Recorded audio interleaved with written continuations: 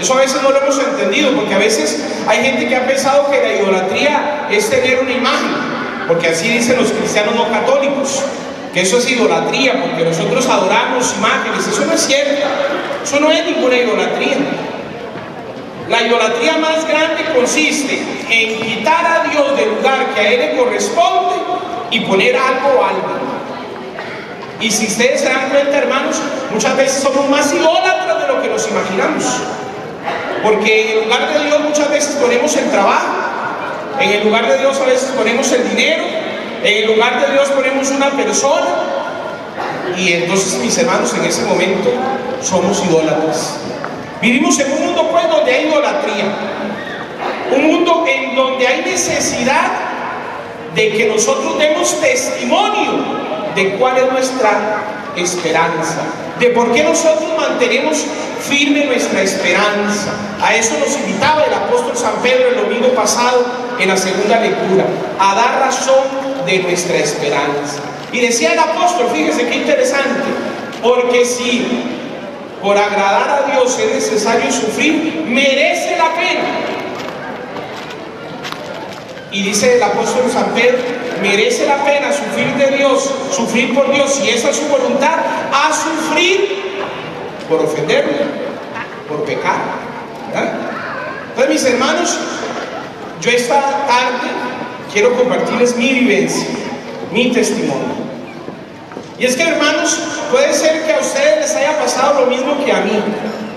Nacimos en el seno de una familia cristiana católica, nos bautizaron recién nacidos o muy pequeñitos, nos llevaron a la catequesis, nos prepararon para recibir la Eucaristía, nos prepararon para recibir el sacramento de la confirmación. De repente puede ser que alguno de ustedes desde muy chico persevera en la iglesia, en los grupos de la iglesia, en grupos para niños, en grupos para jóvenes, en grupos para parejas. Y puede ser, hermanos y hermanas, que hayamos llegado equivocadamente a pensar que eso basta, que eso es suficiente, que haber sido bautizados, que haber recibido la primera comunión, que haber recibido la confirmación, que haber participado de algún grupo de iglesia, eso es suficiente. Y mis hermanos, eso no es cierto, porque puede uno haber sido bautizado, puede haber recibido la preparación para recibir los sacramentos de la iniciación cristiana, puede uno estar en un grupo de iglesia y sin embargo no estar dando los frutos que el Señor espera de nosotros. Y mis hermanos, esa ha sido mi experiencia. Como les decía, yo nací en el seno de un hogar católico. He tenido una madre que desde muy pequeño me ha transmitido la fe. Desde muy pequeño he caminado en la iglesia, he escuchado palabra, he sido acólito desde pequeño, he estado en los grupos juveniles de mi parroquia, he participado de manera activa en la vida pastoral de mi parroquia. Luego, en un momento determinado, yo escucho la voz de Dios que me llama por mi nombre, me pongo de pie, entro al seminario y durante 10 años, 11 años, me formo para poder en algún momento llegar a recibir la ordenación sacerdotal. Y algunos de ustedes podrían estar pensando que un sacerdote, en virtud de recibir la ordenación sacerdotal, ya conoce a Jesucristo, que un sacerdote, en virtud de su ordenación sacerdotal, ha recibido el Espíritu Santo en su vida. Y mis hermanos, eso no es necesariamente la realidad. Fíjense, hermanos, que yo en mi vida siempre llevé mucho resentimiento y rencor. Mucho resentimiento y rencor, en primer lugar, contra mí mismo. Porque a pesar de que, aunque había escuchado en mi parroquia, había escuchado de los sacerdotes que pastoreaban mi parroquia, había escuchado de catequistas, había escuchado de Jesucristo, incluso de mi madre, hablar de Dios, yo no había conocido el amor de Dios en mi vida. Para mí Jesucristo y la iglesia era una cuestión de aquí, de la cabeza. Yo tenía muchos conocimientos sobre Jesús, sobre la doctrina de la iglesia, sobre la Virgen María. Yo tenía conocimiento, mas no tenía vivencia. Yo podría decir que yo no había recibido el Espíritu Santo, que en mi vida hacía falta algo. No había alegría plena, mis hermanos, no había alegría plena. Habían además en mi hogar, en mi familia, una serie de cadenas que habían venido jaloneando la vida de mi familia. Tengo, por ejemplo, 2 tíos que ambos se suicidaron. He tenido una mamá que repetidas veces ha tenido crisis depresivas. Y yo también viví crisis depresivas. Y en un momento determinado de mi vida, hermanos y hermanas, por esa falta de conocimiento de Jesucristo, yo también intenté quitarme la vida. Yo también intenté acabar con mi existencia. Porque yo, a pesar, mis hermanos, de que había oído de Jesús, yo no lo conocía. Yo no me había encontrado con Él. Yo no me había sentido amado por Él. Y como ustedes entenderán, entonces en mi corazón lo que había era rechazo, rencor, resentimiento para mí mismo. No me sentía merecedor de nada, me sentía indigno de todo, me sentía poca cosa, me comparaba a los demás y no encontraba mi valor, el valor de mi vida. Junto a eso, tuve la experiencia triste y difícil de un papá que después de haber sido unido, se me cayó del pedestal. No soy yo quien para juzgar a mi padre por el porqué de sus acciones, pero después de que había significado mucho para mí, experimenté cómo se venía abajo y entonces lo odié. Y con todos estos resentimientos, hermanos y hermanas, con esta historia de la que les estoy hablando, con un intento de suicidio, con rencor en mi corazón, no sintiéndome amado ni sintiéndome digno, odiando con fuerza a mi padre, así entré al seminario. Y en el seminario me dieron una excelente formación filosófica, una excelente formación en la línea psicológica, sociológica y teológica. Me gradué con la nota más alta de mi curso. Pero mis hermanos, yo no conocía al Señor. ¿Y por qué digo que no conocía al Señor, hermanos? Porque en mi corazón había odio. Yo vivía apegado a mi pasado, yo vivía apegado a mis resentimientos, yo vivía apegado al pasado, a mis heridas, al rencor contra mi padre. Así vivía yo, en la oscuridad, en la no plenitud, en el sufrimiento. Porque, hermanos, hay que ver cómo el odio y el rencor hacen de la vida un infierno. Porque cuando uno odia, mis hermanos, cuando uno guarda rencor contra alguien, esto es tremendo, ¿verdad? Pero a veces creemos que la otra persona por eso va a pagar lo que me hizo. ¿Y qué va? Voy dándome cuenta de que cuando yo odio, el único que se afecta, ¿quién es? Soy yo mismo. La otra persona ni cuenta se da. Al final pasó lo que tenía que pasar. Mi padre abandonó a mi madre, la dejó. Y entonces aquel rencor, aquel resentimiento, yo ya estaba en el seminario, fue más contra mi padre. Y yo deseaba que mi papá le pasara algo mal. Y yo no podía entender por qué mi padre hacía aquello. Y el rencor reinaba en mi vida. Yo estaba ciego, hermanos, por el rencor, por el resentimiento. Yo juzgaba a mi padre, yo lo señalaba.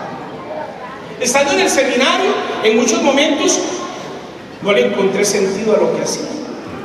Constantemente tenía tristeza, sentía que algo me hacía falta. Nunca dudé, y hasta el día de hoy no ha pasado, de que Dios me hubiera llamado.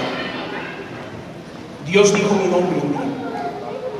Me dijo: Jeffrey, ven, sigue. Pero a pesar de que yo había escuchado aquella voz, las motivaciones más profundas yo no las conocía.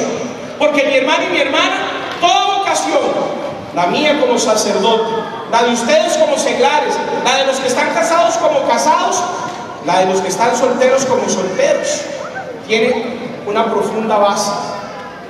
¿Alguien me puede decir cuál es la base de todo llamado de Dios? Vocación significa llamado, ustedes saben, ¿verdad? Viene del griego, vocare, que significa llamado. ¿Cuál es la base? ¿Cuál es el fundamento, hermanos y hermanas, de toda vocación? ¿Cuál es? El amor. Solo el que se ha sentido amado puede responder al llamado de Dios. Y entonces ese era mi problema. Yo no me sentía amado. Yo sentía que yo no valía y yo odiaba a mi padre. Así fue transcurriendo la vida del seminario. Yo en algún momento me atreví a hablar de esto con mis formadores. Ellos me daban palabras, más mis hermanos, aquella palabra no pasaba de aquí, nunca llegaba acá.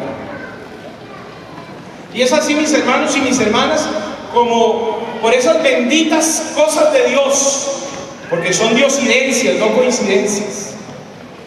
Mi madre desde muy chico me había llevado a mí a la renovación carismática, pero para mí aquello era pues muy poco entendible. Yo estaba muy pequeño y aunque tengo que reconocer que no fui muy inquieto, fui tranquilito. Sin embargo, pues como niño, eso no están las cosas de niño, quiere jugar como niño. Cuando yo vi a aquellos hombres y mujeres que levantaban las manos, que invocaban al Espíritu Santo, incluía a mi madre, cuando yo vi a mi madre llorar, porque vaya vida tuvo mi madre con mi padre, de infidelidad, de maltrato, etc. Pues yo decía, ¿y qué les pasa a esta gente? Esta gente está loca. Y a veces hasta me molestaba, pues, ¿por qué hace llorar a mi mamá? No entendía yo. Así que yo había visto cómo mi madre, en la renovación carismática, había encontrado a Cristo, mas yo no entendía esto. Y fue así, hermanos y hermanas, que siendo un seminarista, me vi a acompañar, oigan ustedes, yo acompañar un retiro de vida nueva en el Espíritu, de la renovación carismática para jóvenes. Y entonces yo voy a ese retiro con la consigna: usted es el que manda, usted es el que dirige, usted es el que acompaña, usted es el que coordina. Y con esa mentalidad me fui a ese retiro, a que todo saliera bien, a que los jóvenes no hicieran desorden, a que pusieran atención a las predicaciones, a que vivieran las dinámicas, a que participaran de los cantos. Pero yo pensé que aquello, mis hermanos, no iba a tener nada que ver conmigo. Y es ahí donde Dios, que tiene un momento para cada cosa. ¿Ustedes creen eso, hermanos? Que Dios tiene un tiempo para cada cosa. ¿Ustedes creen que Dios tiene un tiempo para ti? Como lo ha tenido para mí, ¿verdad que sí? Pues llegó ese tiempo. Y estábamos precisamente en la oración de invocación al Espíritu Santo, eso que llamamos en la renovación el bautismo en el Espíritu. Y un joven, mucho más joven que yo, empezó a orar invocando al Espíritu Santo. Y de repente, hermanos y hermanas, cuando yo me di cuenta, yo estaba llorando, como yo era un niño, y llorando, y aquel joven se acercó y me dijo, en ese momento no era sacerdote, me dijo: hermano, arrodíllate, el Espíritu Santo quiere venir a morar en tu corazón. Yo caí de rodillas. Aquel joven oró con fuerza, oró con poder, oró con unción, oró con Espíritu Santo sobre mí. Y en aquel día, hermanos y hermanas, yo recibí al Espíritu Santo en mi vida. En aquel día yo conocí el amor de Dios. Yo recibí sanación, yo recibí alegría, yo recibí paz. Yo entendí que Dios me amaba, mis hermanos.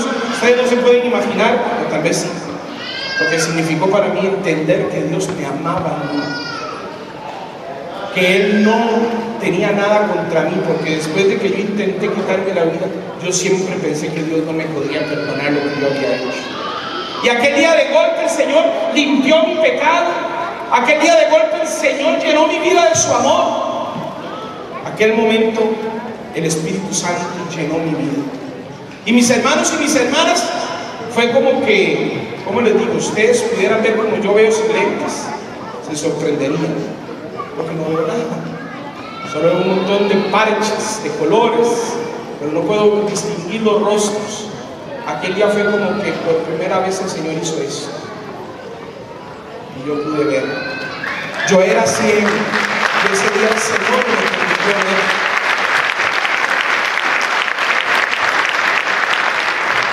ver. Empezó una historia de amor de Dios conmigo. Unos días maravillosos después de aquel retiro. Yo tocaba el cielo para hermano. Yo pasaba horas delante del Señor. Yo había perdido mucho tiempo en mi vida porque yo había oído hablar de Él, mas ahora lo tenía en mi corazón, estaba dentro de mí, habitaba en mí, y había gozo en mi vida, había fuerza en mi vida, había ilusión. Mis hermanos, continuaron los años de la formación como seminarista. El Señor me fue poniendo la renovación por donde iba yendo. De Costa Rica me trasladé a vivir a Honduras, ahí seguí con la renovación. Luego de Honduras me trasladaron a El Salvador, ahí conocí la renovación. Donde iba, la renovación me perseguía. El Señor me llevaba por todo lado, ahí estaba el Señor.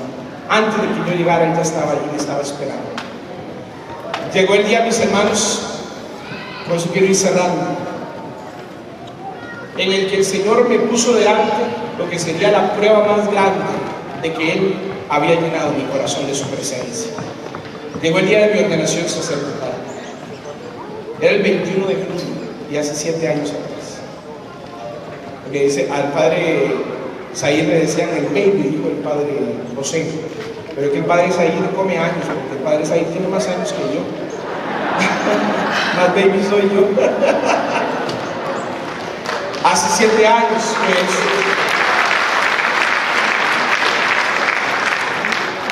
Y estaba yo en la habitación, en la celebración de la Eucaristía, en que iba a ser ordenado sacerdote en mi parroquia natal. Era a las 4 de la tarde. Estaba en mi habitación, había sido un día de ajetreo, de recibir gente que venía de diferentes países a acompañarme. Me había bañado y estaba alistándome cuando llegaron a la puerta de mi cuarto. Me tocaron. Me dijo la secretaria: padre, le busca a su papá.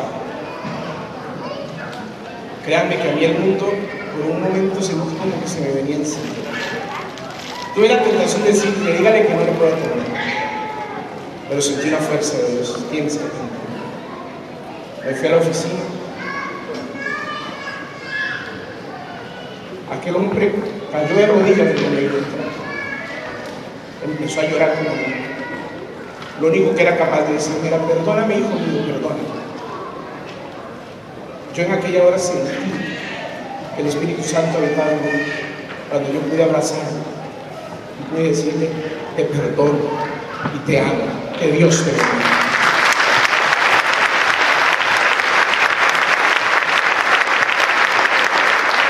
Aquel día comprendí que Jesús no era una idea, que Jesús era una presencia que hace que puedas ver las cosas diferentes, que puedas ver a las personas diferentes, que puedas perdonar, que puedas no juzgar, porque independientemente de lo que mi Padre haya hecho, yo no soy Dios para juzgar a mi Padre.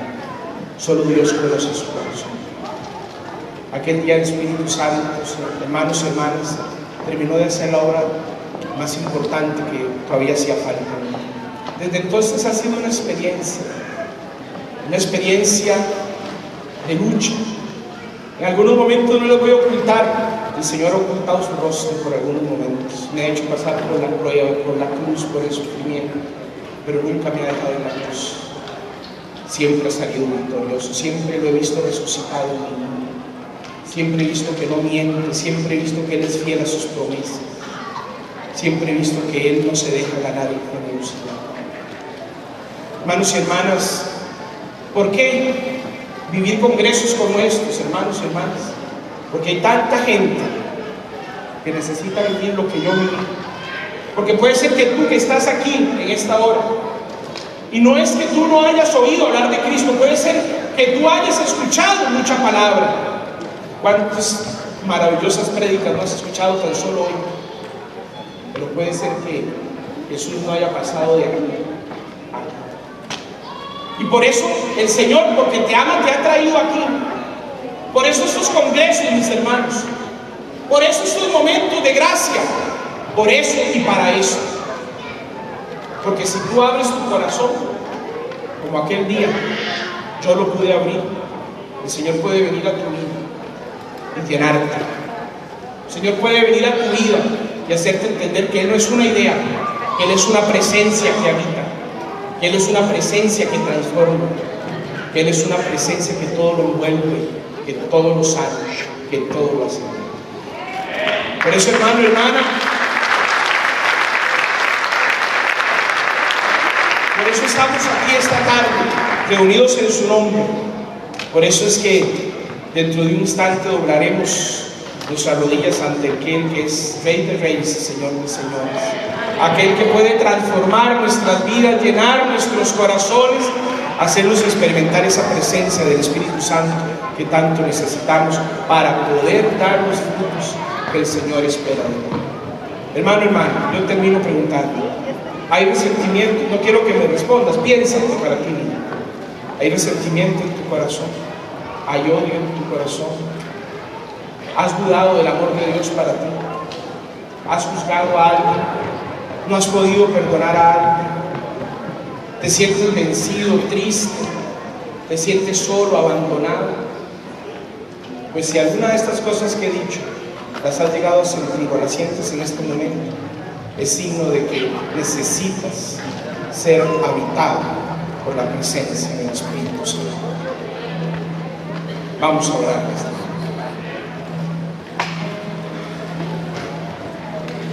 Como tú quieras, de pie, de rodillas, sentado, con tus manos levantadas al cielo.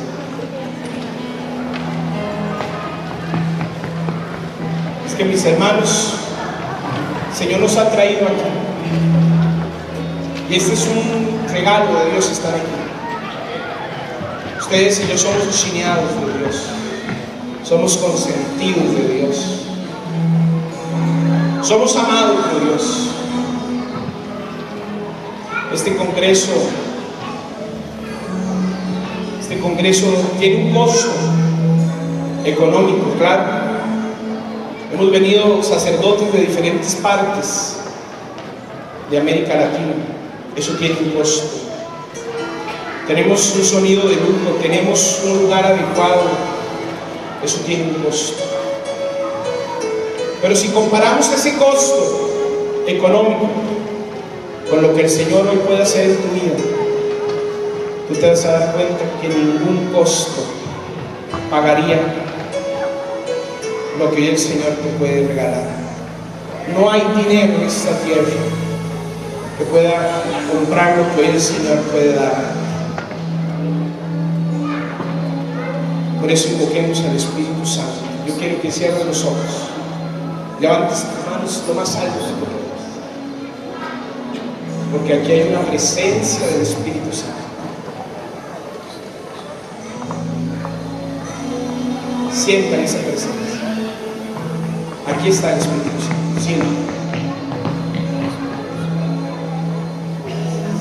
Sientan esa presencia, esa brisa, ese sol, esa paz.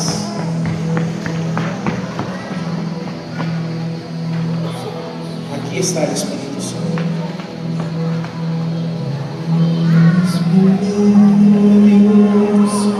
Está en este lugar.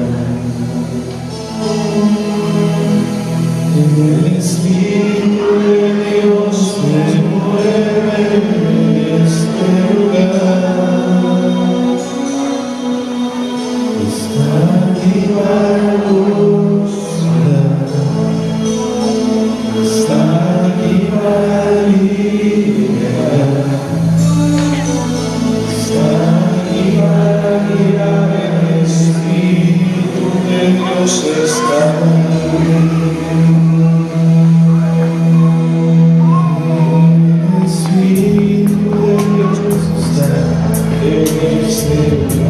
Digo. El Espíritu de Dios se mueve en este lugar. Confiésalo conmigo. Está aquí para mostrar. Está aquí para limpiar. Está aquí para guiar. El Espíritu de Dios está aquí. Muévete.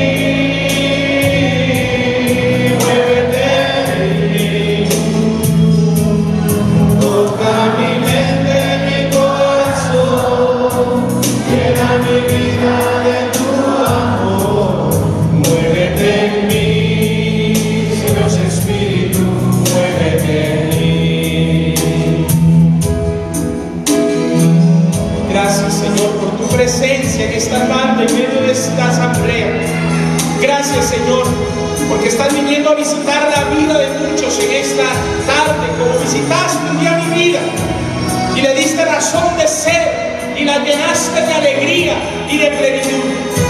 Gracias, Señor, porque yo creo y declaro que ahora mismo hay hermanos y hermanas que están perdonando en sus corazones, que está sanando resentimientos y rencores, que está sanando baja autoestima, que hay muchas personas a las que estás llenando de ese amor que no puede dar ningún hombre ni ninguna mujer. Espíritu Santo, manifiéstate en esta tarde en la vida de estos mis hermanos. Llena, Señor, las mentes y los corazones, las voluntades y las vidas de los que hoy estamos aquí. Es un regalo, Jesús, estar aquí que no merecemos. Es un regalo recibir de ti tanto amor y tanta misericordia. Por eso, Señor, en esta tarde yo quiero pedir que muevas la generosidad de esta asamblea. Ahora los hermanos van a recoger la ofrenda. Yo les decía hace un instante, hermanos, lo que estamos recibiendo en estos días no tiene precio. Hay necesidades en este congreso que solventar. Señor, mueve la generosidad de los hermanos. Que cada ofrenda que van a depositar no sea producto del compromiso. Que cada ofrenda que muevas, Señor, sea producto de ti, de tu presencia en sus vidas. Arranca el corazón de todo consumismo, de todo egoísmo, de toda idolatría del dinero. Regálale a estos tus hijos generosidad para que ofrenden con alegría. Cumple en sus vidas tu palabra que dice: Dios bendice con alegría y con generosidad al que da con alegría. Gracias, Señor, porque estás visitándonos. Que tu Espíritu mueva nuestros corazones para poderte ofrendar con generosidad, con alegría, con esperanza. Bendice a cada hermano que está aquí. Señor, llena el corazón de cada uno de tu presencia y de tu amor. Bendito seas. Gloria a ti, Jesús. Alabado.